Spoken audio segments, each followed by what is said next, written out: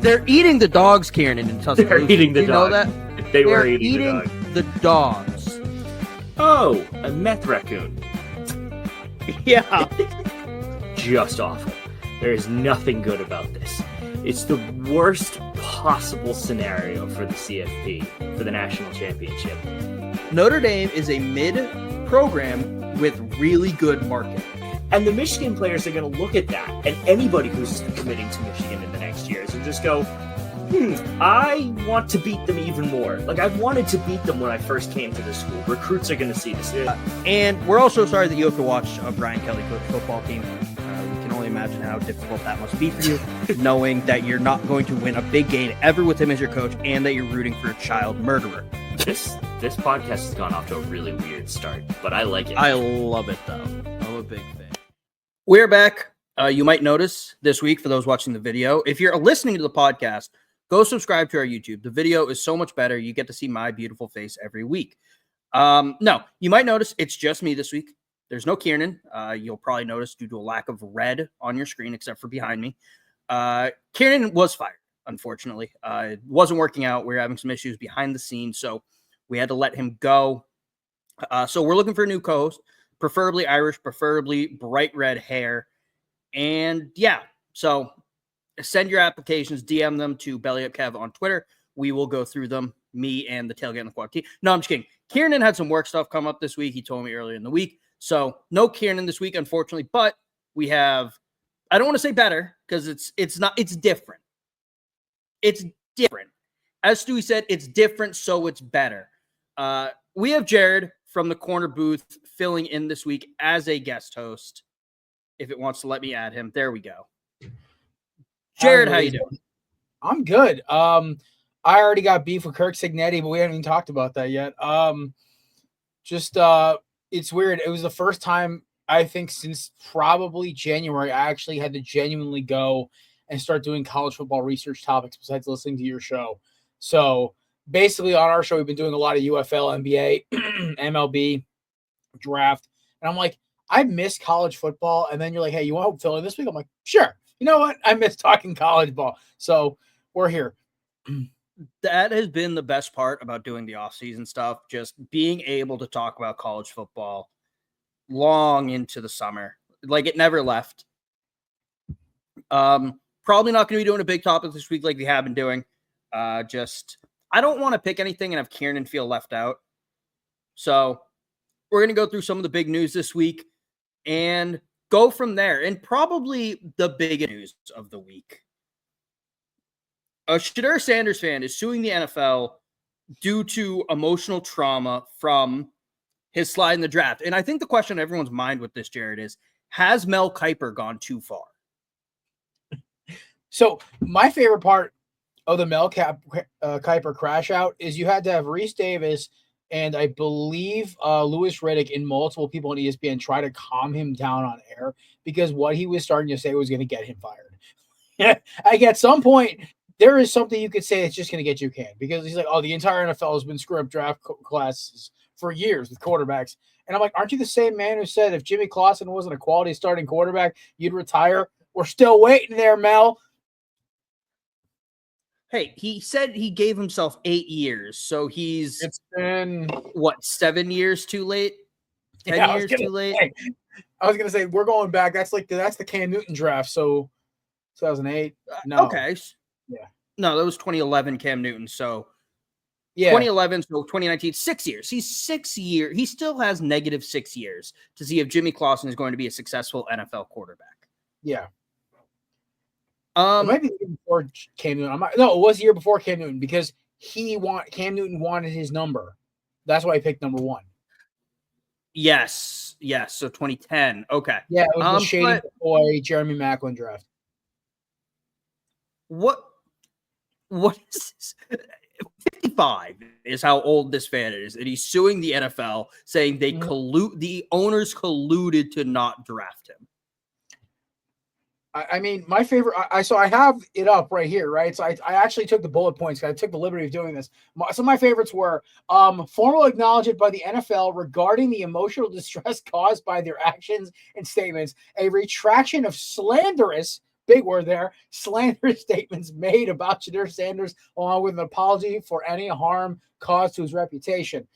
Implementation of fairer practices in drafting. That's my favorite process to ensure that talented players are recognized and given opportunities based on merit. That would put him even farther down the draft. It's not a completion percentage award. Shout out Cam Ward. Any additional remedies the court deems appropriate, including compensatory damages. Holy crap. First of all, I'm impressed with my junior year in high school reading level to nail that. Second of all, this is maybe the softest thing I've read probably in months. This fan cannot expect to win this case. I mean, I think he did more for the pub. But then they won't even put their name out. Oh yeah, it says John. Oh, it said John Doe. You know what's so funny about, and I got ripped apart. I had multiple guests, and our producer on the corner booth, by the way, was giving me crap because I have been an anti-Shedeur Sanders guy since I've been anti-Colorado since Prime got there, but I have been anti-Shedeur probably since the end of the season because you know me, quarterback is my favorite position to evaluate. I get almost a little too insane about it. When I heard that they were ranking above Cam Ward, I'm like, stop it. It's not even the Miami bias here. We got to stop it, all right? Like, I honestly prefer Dart or Milrow over Sanders. That's here nor there. If once you're getting out of the first round, I want upside instead of what can you do now? Drafting a quarterback, that's here nor there. Why this is hilarious to me. This is the softest thing I've ever read because this guy was sold a bill of goods by every schmuck who put him in their top 10, the top 15 in the draft. And let's be honest, we all in one mock draft or another had him I had him my first one at 3 because I was buying all the Kool-Aid. I didn't think he deserved to go there. I thought he was a third round talent, but I'm like, you know what? It's a Cleveland Browns thing to do. Why not? So what makes it more hilarious is that you're basically giving this kid an out for acting like pardon my language, like an ass in every single interview he was in. Every single one, there has been some word about Hollywood ugly. My favorite representation of this is if you look at the video of him getting drafted, Andrew Berry and the rest of the Browns organization, it looked like the Jeb Bush, like, please clap. It was so depressing. You look like they stole their candy. They were like, oh, this sucks. And I was laughing. I'm like, this is so much the owner putting his thumb on the scale. And this just adds to the Looney Tunes hilarity that is the Shedeur Sanders 2025 draft experience. Yeah, no, it was bad. And you mentioned, and we've talked about on the show as well, I'm sure you've talked about on the corner booth, how he on the interviews, and the Giants gave him playbook installs with intentional mistakes to see if he'd catch them. And he got pissed at that. He was so mad, and he just ranted about it, apparently. And I retweeted it because I'm addicted to Twitter. I also get pissed at a job interview when I'm asked to show general knowledge of the job. I mean, I just had a job interview on Monday and did the same. I literally had to do the same thing. Yeah. If you are at a job interview, you are going to see, they're going to see if you can handle the job. And you mentioned you look for you want upside when you're taking a quarterback outside of the first round. Like, that's your main focus. Obviously, the first rounders have upside too. Or you want someone who's going to sit there, shut up, and if you have to put them in the game, you're not completely screwed. Because I think Shedeur Sanders is good enough that if he's on a decent team, if you put him in as a backup because your quarterback goes down, you're not going to go, oh, I'm losing this game. He doesn't have those traits, and I've mentioned it to you, I've mentioned on the show, that have that crazy upside, but he's pretty accurate. He's got an okay arm, and he has some athleticism. If you have to put him in, you're not automatically taking the L. He's Colt McCoy. Then, yeah. But the problem is he wasn't going to sit there and shut up. You were going to get Shedeur. You were going to get Dion calling you after every game or calling the owner or the GM, like, why didn't Shedeur play? Well, because our starting quarterback threw 4 touchdowns last week. Why would Shedeur? Well, Shedeur would have thrown 5. It's I mean, hate listen, Shiloh said it best. He's like, I'm firing my dad as my agent. Like, I can't be doing this anymore. What you did is dirty. Like, he said it on their on Shedeur stream. Not getting a draft, and this is not a unique take, not getting an agent before the draft was the dumbest thing they could have done.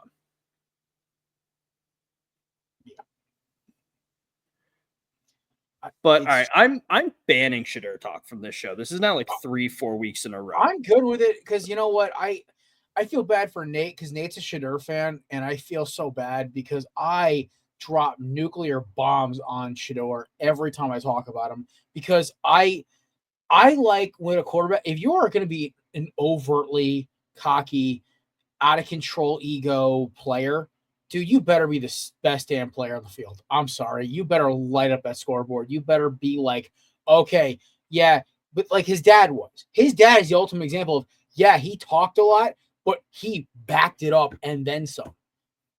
Shedeur is just, he's a decent college quarterback. That's the truth. With a great last name. That's more than we ever were or will be to be a decent college quarterback. But the problem is he's had people every step of the way, mainly his father, who is an NFL Hall of Famer, one of the greatest defensive backs of all time. So you would think he would have a little bit more weight behind his words, hyping him up every step of the way. No one at any point looked at it and went, maybe we're going to not be a first rounder. I have a question. If Nate's such a big Shedeur fan, why can he not spell his name correctly? You know what? I am not one to throw stones when I live in a glass house of bad spelling. So I will leave it there. Matt did correct it in the group chat the other day, which was very funny. And I'm like, you know what? We're done talking about this anyway, so who cares? I think it's almost more funny that we've spelled his name wrong in every single thing because it just adds to the hilarity of the situation. Honestly, the consistency makes it funny. I want to make the running gag going because I spell it wrong when I text it, the name, whatever it is. I always forget the E. That's always how I spell it. I think it's hilarious. I also can't really talk. I did mess up the show graph a couple weeks ago, misspelling Corso. So, jeez, I'm not one to talk. Yeah, I feel like I'd miss a vowel in there somewhere. I missed the S. I was typing quickly. So I didn't really misspell it. That's more excusable than what I would do. I'd forget like an E or an O or something. Yeah, so, but moving on to other fails of the offseason, Akron, before the season even starts, has been deemed bowl ineligible due to their APR, their academic progress rate, falling below the mandatory 930. It's out of 1,000. And Ohio State is the only school with 1,000 this year.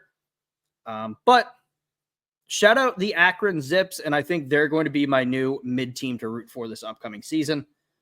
And their mascot's a kangaroo, so it's dope. It's awesome. It's the opposite of all my issues with Vandy. I say Vandy's a bunch of nerds. You got Akron. You know what's so funny is like the only reason we know who the Akron Zips are, one, because the city of Akron, LeBron James obviously being from Akron, and two, like they have just a fun name like the Zips. I can't tell you a single player who played at Akron. I can't either. I have like an encyclopedia knowledge. Name a random college, I could tell you somebody who played there, but like I cannot think of somebody from Akron to save my life. No. I'm looking also the last time they even were bowl eligible. 2017. I mean, Kev, this could be your new resurrection in our Dynasty League. That's true. I might have to. They lost the Boca Raton Bowl to FAU. Wow, we're going by back. Was 47 points. Still coaching? Nope, it was Lane Kiffin, Joey Freshwater. And do you know who Akron's head coach was? Oof. I feel like it's somebody famous. It is someone. Well, they're not super famous. But it's somebody we would know. They're famous for who they're related to. Oh. Is it one of those? Is it either a Stoops or a or a Shula? It is neither. It is a Bowden. No, don't tell me it's Tommy Bowden. It's Terry. There's a Terry Bowden? Yeah, he coached at FAU. Oh, my Lord. You mean Akron? Yeah, Akron, sorry. No, they lost FAU. Yep, he's coached at Salem University in somewhere, not the one that I know. It is in West Virginia. He's coached at Samford in Alabama, Auburn, North Alabama, and Akron. And also Louisiana Monroe, apparently. His most recent stop. Now he's an assistant coach at a charter school in Louisiana. That's just not great. That's just not a great resume. No. I mean, look, he's become a head coach at D1 programs. Yeah. I almost said good, but a lower level. It was still like, listen, that's better than anything we've done so far in our lives. But it's like at the same time, it's like his name kind of carries that weight with his dad being probably one of the top 30 greatest head coaches of all time in college football. Yeah, that's fair. He coached at Auburn too. Let's see how he did at Auburn. I hope not well. He was 11-0 his first year at Auburn. Yeah, he was under Gus Malzahn, right? No, 93. He replaced Pat Dye. Yeah, he was their head coach 93 to 98. Replaced Pat Dye. Then 9-1-1, 8-4, 8-4, 10-3, and then 1-5, and was fired in 98. It's not a bad stint, honestly, in the SEC. Yes, except he was ineligible for bowl games or the SEC title his first 2 years, which were his best years. And then lost the Outback Bowl, won the Independence, won the Peach Bowl, then was fired. Then didn't coach for 11 years, or wasn't a head coach for 11 years. This is just so depressing. Yeah. Yeah, that's not great. I love it. I think it's hilarious. But I mean, listen, Bobby Bowden is the only coach from Florida State that I actually respect. But like Nepo Baby coaches' sons, I always think I haven't seen yet a coach's son who ends up coaching who is even remotely successful to the dad. Mike Shula wasn't terrible. I mean, part of the problem is if your father was like a great coach, you can't. It's hard to follow up or follow them, even if it's not your last name. Yeah, they still might deserve those jobs. I mean, the only thing in the NFL is Shanahan's close. He just hasn't won a big game. Yeah, I mean, the Sexy Rexy was decent. He honestly had almost a better resume in a shorter time than his dad did. Yeah, it's tough. And yeah, you kind of feel bad for them, but also you're kind of like, you grew up. You make $8 to coach football. I mean, you sign up for it. Yeah, no, I don't really feel that bad. Moving on to some more just news. Notre Dame and Clemson have announced a 12-year scheduling agreement through 2038. Notre Dame just joined the ACC. Or the Big Ten, or someone. Yeah, seriously, like, make it.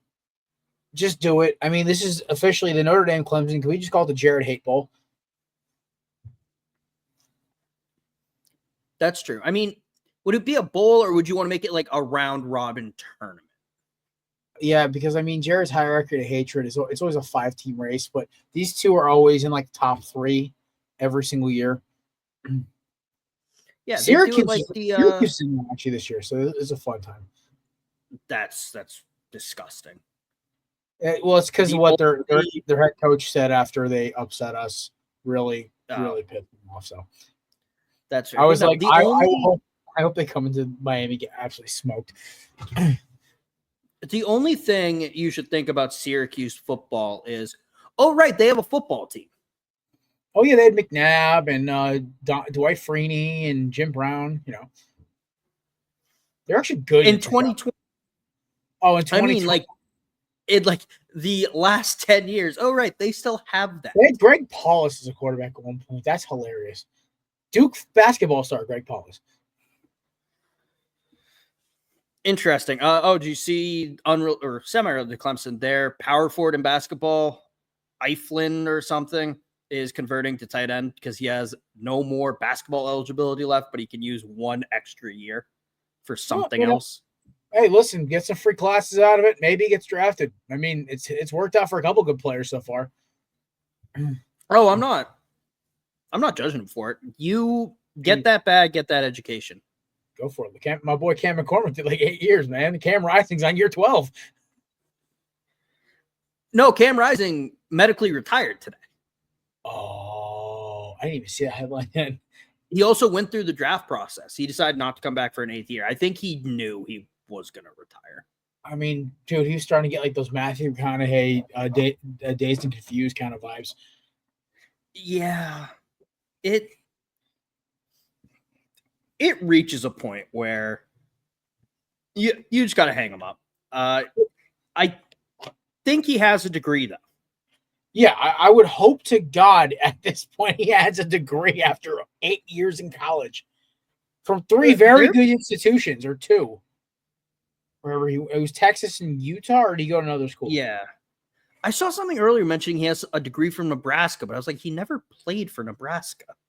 Maybe he went from Texas right to Utah. I know. Maybe I don't know. And Cam McCormick, he has a master's now, I think, right? Yeah, he got his master's at Miami, and then I think he got his bachelor's at Oregon. Yeah. And then you have Stetson Bennett, who does not have a college degree. And doesn't really have a job. I hope he's out of rehab. I think he is. I think he's 3rd string for the Rams. I would never wish that on anybody. Yeah, that stuff is scary. Yeah. That's something that you look for in a backup. Like, obviously, that's not a great situation, but he didn't draw attention to himself. He checked into rehab, left the team. Nobody heard about him. We were like, hey, is Stetson Bennett okay? Because he was a fun story in college for everybody except Alabama. Yeah, no, he was not. He was not a fun story in college. I mean, for everyone else, we're calling this bro, this frat boy is just lighting up teams right now. This is great. I mean, listen, he had one of the greatest rosters ever assembled in front of him, but still. That's fair. I don't have issues with him personally. I just don't like him. Fair. It's okay. There's a lot of players in college football I don't like. We've had this conversation a billion times. I know. Initially, we were going to do a big topic, and it was just going to be athletes and media members we don't like, and we were going to talk about them. Oh, my God. You and me would do 3 hours. Yeah, I don't want to do 3 hours on a Wednesday night. And also, I would have started talking about Mike Felger, and then I would have... I'd have to research who that is. He's a Boston media member from Wisconsin, and he's the biggest piece of you've ever heard on a radio in your life. My brain's trying to make the connection. Oh, so he's from Wisconsin. He got a job in Boston, and he's just a jackass. Got it. All right, now it's starting. Every single move made by a Boston sports team is terrible. He gave the Patriots draft this year an F. They gave the Vrabel firing like a D or something. Roy Halladay, when he died, Mike Felger said he deserved it for messing around. Oh, that guy. Oh, okay. And now that he roots for the wall in NASCAR. Oh, yeah. Yeah. I guess 3 ones I throw out there. ESP, Ellie Shore Parks from I can't remember what crap hole he wore. I think he was WIP. I've wanted to fight that munchkin about 4 or 5 times a NFL season. I can't. Oh, the guy who Joel Embiid punched out in the locker room, Harris, or whatever his name is, that dude. He tried to get like multiple Eagles players traded, but he's a Philly hater. And then last, this is like a TikTok one, but I lost so much respect for this dude during the draft because he was worse than Mel Kiper about the whole Shedeur thing. He was calling an NFL for collusion. The guy's name is Tyler Cohen, Tico, I guess his name of his show. Dude, he was calling NFL for collusion. This should be investigated. I'm like, my brother in Christ. Like, Did you not watch the same games I watched? I watched probably 9 Colorado games this year. I was not impressed. But we're done talking about Shore. Yeah, my 3 are going to be Mike Felger, Joel Klatt, and Danny Cannell. I don't mind Joel Klatt when he's on the call. I hate him off the call. I hate on when he's calling games, he's not bad. My problem with Joel Klatt is you can tell he cares about college football. He very much does, but he complains about SEC bias so much he becomes super biased against the SEC. He also is very biased against random teams. He's biased against my Hurricanes, and it makes absolutely no sense.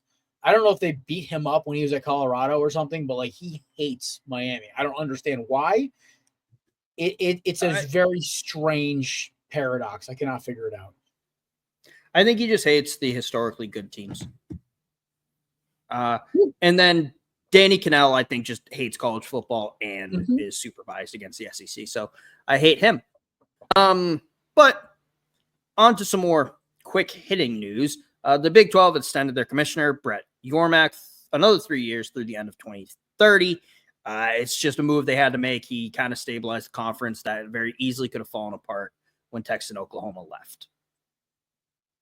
Nice. Any other thoughts on that? Nope, not really. I mean, listen, it's still a passing league, but hell, it's still a conference. It's still alive. The Pac-12 ain't.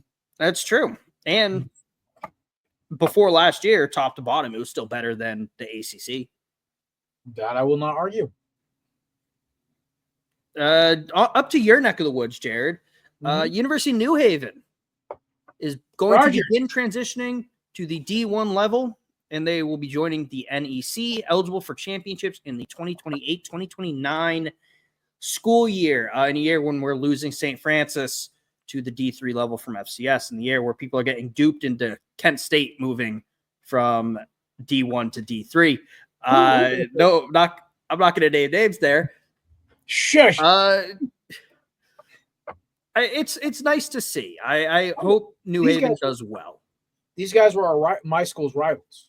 It wasn't my year. My senior year was the last year. It was actually competitive. We used to smoke them in basketball. It was competitive, but usually we get them in basketball. Baseball, they'd get us. Football was always kind of a coin toss. We had a bigger school, so we get more D1 recruits. But after I graduated in 2017, University of New Haven took off. I was like, wow, they're in every single they're in the playoffs every year. I'm happy for them. The take I hate the most is that these college football amateur commentators crapping on this thing oh, they had this bad record. Why are they coming up? They don't deserve they've been in the playoffs I believe 5 out of the last 7 years in Division II, and they repeatedly win games. And it's not like the NEC is a power conference, kids. It's FCS. Can we chill, please? It's a cool thing. Yeah, I mean, I'm just shocked, and this is not a commentary on New Haven. I'm just shocked, though, that they have enough money. Oh, I'm shocked any school has enough money. Dude, their locker room, their equipment room in the locker room is insane. They have a blue turf, like the one behind us. It is actually one of the cooler stadiums to be at in Connecticut. I think it's honestly the best stadium in Connecticut over UConn or Yale. I'm not a fan of the Yale Bowl. I think the whole history is kind of stupid. Rensselaer is a dump, and Southern's looks like a really nice high school field. So, yeah. A really nice high school field for up here. It looks like a garbage worker convention for Texas. I'd say nice for anywhere north of the Mason-Dixon line and east of Ohio. Okay, that's fair. That's also just more commentary on how absurd Texas high school football stadiums are. It's out of control. The one where it was Allen, Texas, where Connor Murray played. It's an 1AA stadium. I think could be just FBS stadium. That's what I meant. FBS. It's an FBS. It's a lower level FBS stadium. Yeah, it's like a group of 5 stadium. Yeah, it's like UConn, basically. That's fair. Well, yeah, shout out to the Chargers. Congratulations. Southern, you suck. I have a little bit of axe to grind with my school, so I will happily take a crap on them any chance I can. I literally can't wait until the day I can afford to get a master's from Miami just so I can erase any evidence of Southern Connecticut from my being. Like their alumni department hit me up yesterday, and I was like, I don't like you guys. You guys literally hung me out to dry after graduation. So I'm out. Peace. Yeah, that's fair. I don't really get reached out to by the Alumni Association because I'm not a part of it. And I get the email once a year, hey, you want to join? And I ignore it every time. Oh, they want what I'm doing for a current job. Like, talk to me in 2 weeks. No, you should just tell them I don't have one and it's your fault. But like that would make them happy. That's the problem. I'll explain off camera why it make them happy. But no, it would drive down their job. And I know we're both a little bit removed from college, but it would not help any metrics they have. Well, the journalism department is honestly a joke because they haven't 21st century modernized themselves. They were still teaching us newspaper writing in 2017. I was like, this is a bad idea. I think we've had this conversation before on the corner booth at one point. We have. Anything that's not like news, we've talked about in the corner booth. Exactly. All right. Moving on to Michigan. Sherrone Moore is taking a 2-game suspension from Michigan. Very much a see, we're doing something about it move that all the great universities do all the time. Alabama would do it. No, we're handling it in-house. We suspended the guy. You don't have to look further into this NCAA. And the NCAA went, okay. The problem is they waited until there was an active investigation to do it. You know what the worst part about this is? It is literally they have to slap him on the wrist because he was the associate. But like, at the end of the day, the real culprit, or at least the main head honcho, is untouchable right now. It's not like they're going to get him like they try to get. Was it Jim Tressel they tried to suspend in the pros, or they tried to come after one of the head coaches in the pro? Maybe it was Urban Meyer. They tried to go after one of them after like a big NCAA crackdown. I can't remember which head coach it was. They tried to go after him in the NFL, and he said, I'm not going to sign up. But I am trying to look up who Michigan is playing weeks 1 and 2 because I feel like it's going to be very. Actually, I think he's doing like the classic. They're doing the classic Ohio State move when Urban was there. Hey, we're going to schedule the suspension for when we're not playing good teams. Urban would do it. He was suspended for the first 3 games, I think, and then game 4 they were playing Michigan or Penn State. Yeah, Oklahoma and Central Michigan. I'm not really losing sleep over that. Is it Oklahoma and Central Michigan or Central Michigan and Nebraska? I saw it was 3 and I thought it was 3 and 4. No, Oklahoma is week 2. That'd be the they play them on the 6th. They don't have a game the very, very first. Oh no, that's New Mexico and Oklahoma. Sorry. They were at the very bottom. They play New Mexico Saturday the 30th, and they play on the 6th against Oklahoma.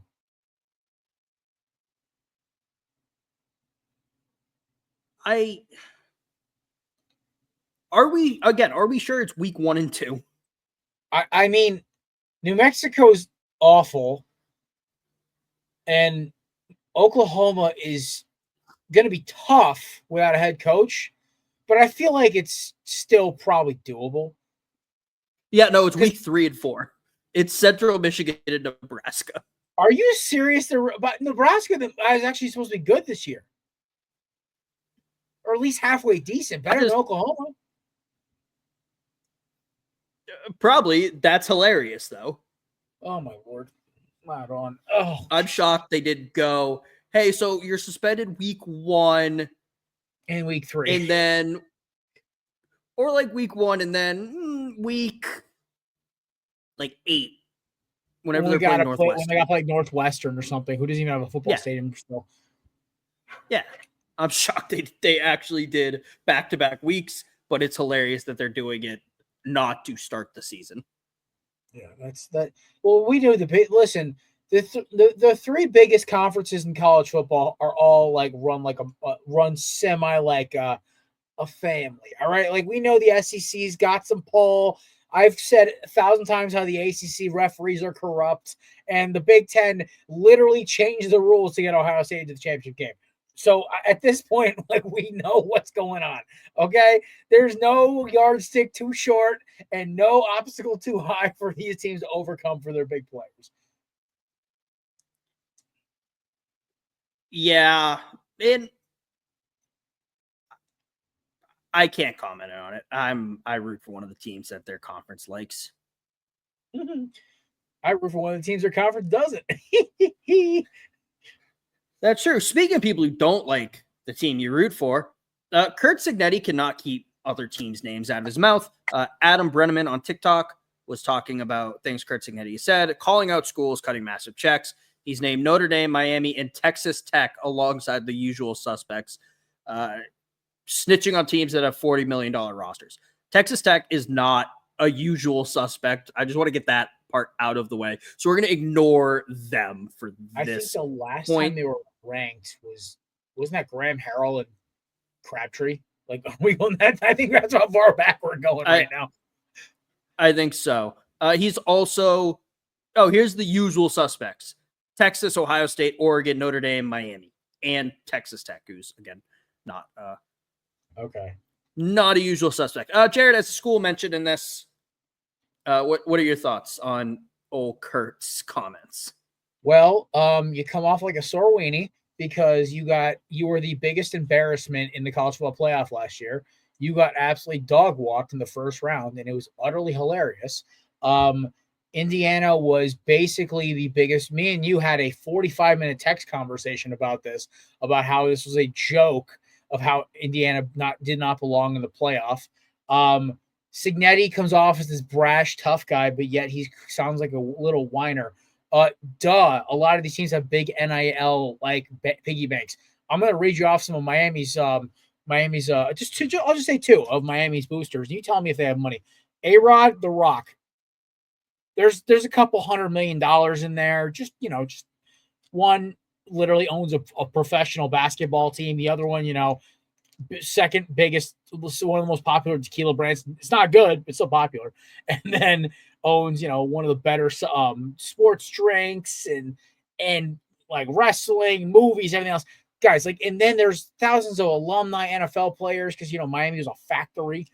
It technically started. They sent 7 guys to the draft this year. It's the pros. Or 12. No, sorry, 15 to the pros, 7 were drafted. But yeah, no, this just comes out as kind of sad and pathetic, honestly. Like, I kind of want to play Indiana now so we can run them off the field because they only have one actually finished ranked team, and it was Ohio State, and they got bullied. It's sinking in my mind right now. Yeah, no, it really wasn't good.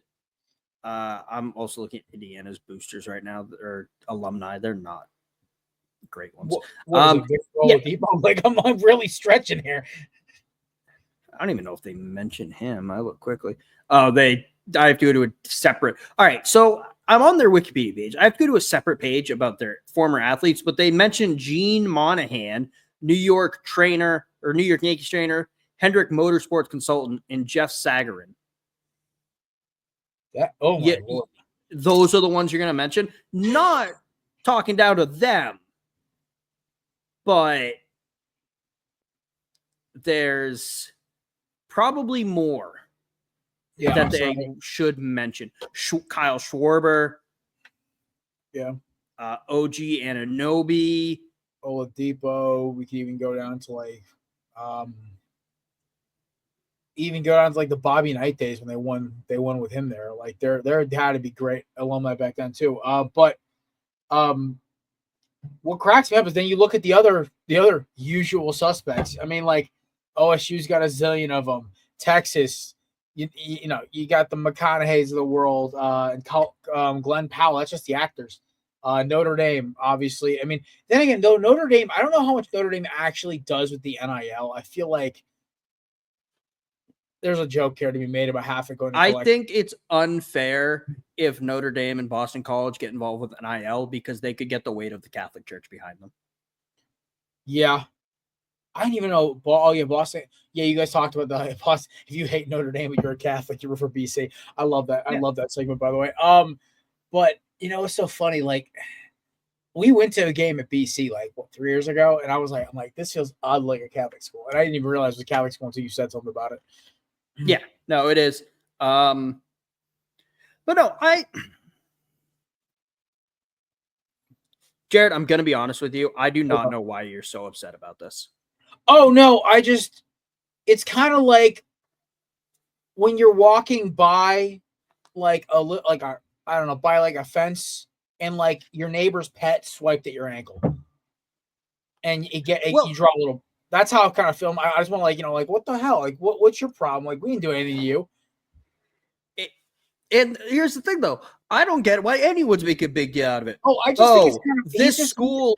I find him annoying. That's why. I found him annoying when These schools are doing this completely legal thing within the rules. They're just doing it more than us. So no, it's also a top point of conversation a lot of coaches make to try and force their school to give them more NIL money, but it's all legal. He's not reporting them to the NCAA, although that'd be hilarious if he was trying to report this to Charlie Baker. Hey, they're paying players. I would love to get that on tape, please. Like, I know Baker is tight with Pat McAfee. Can we just like get that release on the McAfee show? Even though it's really kind of messed up because I think McAfee is tight with Cignetti too. But I find it utterly hilarious that I find it hilarious, but I just am irritated by Cignetti. I find him annoying. I hate the fake tough guy act, and then you go like complaining about stuff. It's like, dude, get better at recruiting. You got smacked in the mouth. You were an embarrassment to the college football playoff. The only one who I think did worse was Tennessee. Literally, it was or SMU. Yeah, that's fair. But yeah, I mean, I think it's fine. I think it's a tactic every coach uses. Nick Saban did it. I mean, listen, I think this actually comes off a little bit pathetic, but I remember when other coaches doing it, it seems fine. I think Indiana might have a problem this year. I think it might be like a 7-win team at best. Their schedule is a lot tougher this year, and their recruiting class, in their transfer portal class, if I do remember correctly, was not that great. Like, they were in like the 30s, I think, for both, or 40s. I mean, it's better than what it used to be, but still, like, it's an improvement for them. It's not great to make college football playoffs with a competitive roster or a competitive schedule. Mm-hmm. But I mean, good for them last year. I mean, it was listen, it was shocking. A fun story, and then they started getting too big for their britches, and they got smacked around. Yeah, pretty much. I was all in on the Indiana thing at the beginning of the season, and then by the end, I was like, please stop talking. Yeah, please it was get fun. Off my screen. My favorite was when the opposing teams would start like doing the cigarette motion, just smoking a cig, smoking Cignetti. I love that. That was creative. That's true. Yeah. All right. Anything else you want to cover? I think that's all I had. I mean, I'm not going to bring up. I think so. I have a weird theory. So I want to defend my quarterback for a minute. I know you're not his biggest fan. I wasn't his biggest fan either. But I want to give him the benefit of the doubt because he hasn't taken a snap yet, besides taking a snap under, spring practice or whatever. The whole thing that Hannah Cavender or Haley, or whatever the hell they are, did on Kai Trump's, because she's a Miami athlete now too, because she's on a golf team, I believe. Or she's going to be, on her vlog from UFC, whatever the hell it was. If I am a teammate of Carson Beck's, the fact that that's over, and he's just in Miami now with money, Lamborghinis, and he's the starting quarterback for, let's be honest, the most popular team in that city. I'd be more with this kid because I kind of like the fact they dumped the celebrity girlfriend, because the whole Cavender twins thing, I thought they were outgrown and graduated out of college. I feel like they've been in college since like before COVID. But all I'll say is that the way he was getting clowned, the way people have been ripping on him, and the fact that he had an awful receiving corps last year, and he has decent weapons at Miami this year so far. I mean, listen, C.J. Daniels, Josiah Trader, there's a bunch of other good guys that are thinking to break out Miami. Ray Joseph's another one to look out for. Elijah Lofton, who honestly might be a better tight end than Elijah Arroyo, which is crazy. Better blocker, at least. Plus, you bring up Mark Fletcher and Jordan Lyle, who were probably one of the best 1-2 punches at running back besides Martinez. And Martinez didn't even have to play half the games. He's going to have a great season. I think he's going to hit his villain arc because dude's been getting ripped apart, clowned, and crapped on for the entire offseason. He's just been like, okay, I'm going to go work now. Bye. Like, I kind of, that's the vibe I'm getting. It's like Mario was like, hey, listen, who cares? Just throw the football, run Shannon Dawson's offense, which is like, it's a pro-ready offense that makes even mediocre quarterbacks look amazing, just as Tyler Van Doofus, and we'll go from there. We talked about a lot in the show, and I don't like talking about it. I think it's unbelievably stupid, but I refuse to learn which Cavendish twin he was dating. If you know, don't tell me. I don't want to know. I don't care. Okay. One is engaged to Jake Ferguson. The other one is now single because whatever. Yeah. But if you listen to what she said, it was because nobody likes him. I feel like if people on the football team liked him, you would have heard that, or other people would have given him a chance. I don't think he seems like a very likable person. I think kind of seems like he's full of himself. He looks like Sid the Sloth from Ice Age. And also, you brought up the Lamborghini. Let's not put former Georgia players behind the wheels of a fast car. Hey, listen, he's now in Miami. He's now safe. Look at Colby Young. He transfers to Georgia, gets arrested. It's a thing. I swear it's in the water in Athens. You go back down to South Florida, there's no issues. Yeah, it's just cocaine in the water. Cocaine. Nothing wrong there. I have this weird feeling he's not going to have a Cam Ward level season, but the roster's better this year. Miami's roster is a lot better, especially on their defensive side of the ball. Basically, Mari Cristobal and Shannon Dawson said to hey, Carson Beck, hey, we're giving you better weapons, a comparable O-line, and a decent defense in a worse conference. All you have to do is not turn the ball over, and you're probably going to go to the playoffs. Well, that's an issue with Carson Beck. I predict by week 5, you will be calling for him to be drawn and quartered at the 50 of Hard Rock. Well, okay, so here's the thing is we have 2 of our 3 hardest games in the first 4 weeks. We have Florida week 4, and we have Notre Dame week 1.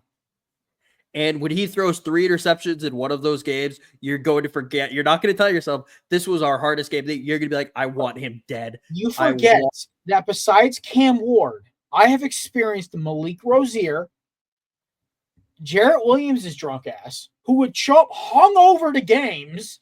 It was a whole scandal. And then I got Tyler Van Doofus and N'Kosi Perry, who kept trying to tell myself was the lead quarterback.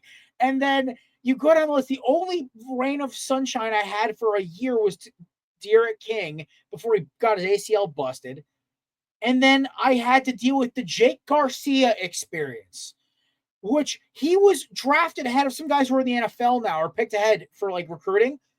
He's out of football, basically. He plays on a Division II team or Division I FCS team. And then I got Emory Williams, who was so bad in the second half of that bowl game against Iowa State. Mario said, I'm going to give Carson Beck $4 million because we could not move the ball with D1 1A weapons against Iowa State because of how bad Emory Williams was. Kevin, you have to understand, our quarterback meter is so bad. Cam Ward is considered a saint at Miami. Him, Kem Dorsey, Gina Toretto, and Vinny Testaverde and Bernie Kosar, they're held in a standard that nobody's allowed to touch.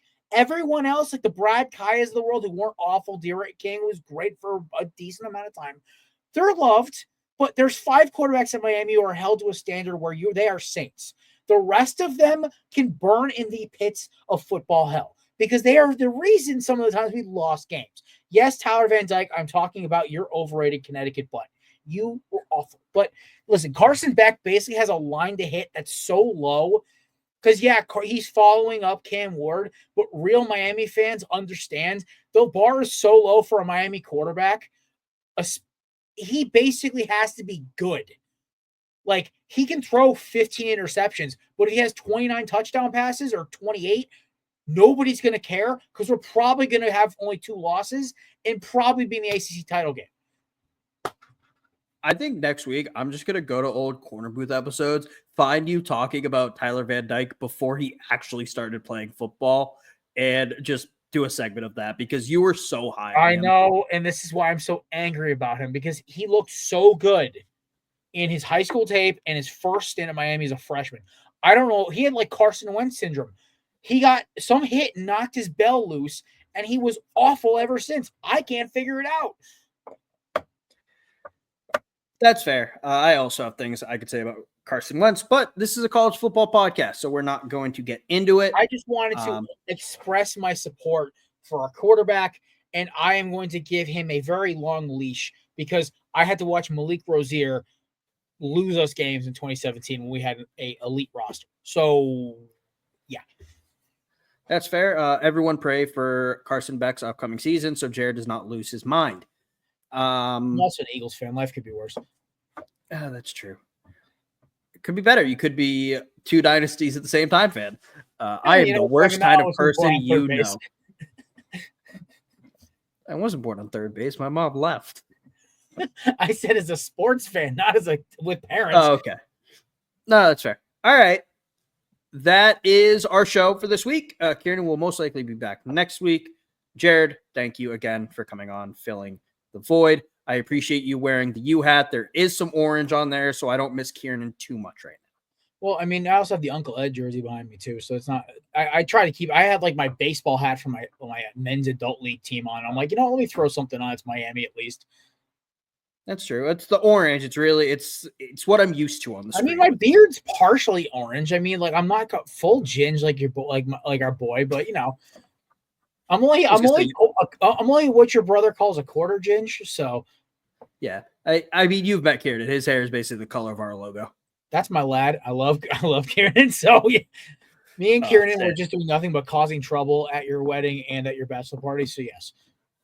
Perfect. Wouldn't have it any other way. All right. We will be back next week. Same time. Follow us at Quad Tailgate. Follow me at Belly of Kev. Jared, where can the people find you? You can follow us at All Things Corner Booth Podcast. Just dropped a new episode on Tuesday. Talking a lot of NBA playoffs and some Diamondback City Connect uniforms. My Snakes came out with some Fuego jerseys. They are way too expensive, but you know what? It's nice to look at them. We talked a little NFL stuff as well. Kind of touched on some baseball, usual off-season stuff for us, and also, of course, our UFL picks. I am solely in first place now in the UFL picking because my Battlehawks are on a hot streak again. But yeah, All Things Corner Booth Pod. I guess you can follow me on everything. Belly Up Jared or Corner Booth Jared because Elon won't let me change my name. But it's all good. Appreciate it, Kev. Thank you for having me on. Tell Kieran and I miss him. And I'm excited for the college football season, man. It's got me hyped again. Same. I miss it so much. Well, everyone have a good, safe, fun rest of your week and weekend. I won't be wishing my mother a happy Mother's Day for reasons, but wish your mother's happy Mother's Day from Tailgate and Quad. You can wish my mother. You consider her more of a mother than your mom. That's true. Jared, wish your mom a happy Mother's Day for me. I will. All right. Everyone have a good weekend. Get your mom something nice. They're eating the dogs, Kieran, in Tuscaloosa. They're eating the dogs. You know that? They were eating the dogs. Oh, a meth raccoon. Yeah. Just awful. There is nothing good about this. It's the worst possible scenario for the CFP, for the national championship. Notre Dame is a mid-program with really good marketing. And the Michigan players are going to look at that, and anybody who's committing to Michigan in the next years and just go, I want to beat them even more. Like, I wanted to beat them when I first came to the school. Recruits are going to see this. And we're also sorry that you have to watch a Brian Kelly coach football team. We can only imagine how difficult that must be for you, knowing that you're not going to win a big game ever with him as your coach and that you're rooting for a child murderer. This podcast has gone off to a really weird start, but I like it. I love it, though. I'm a big fan.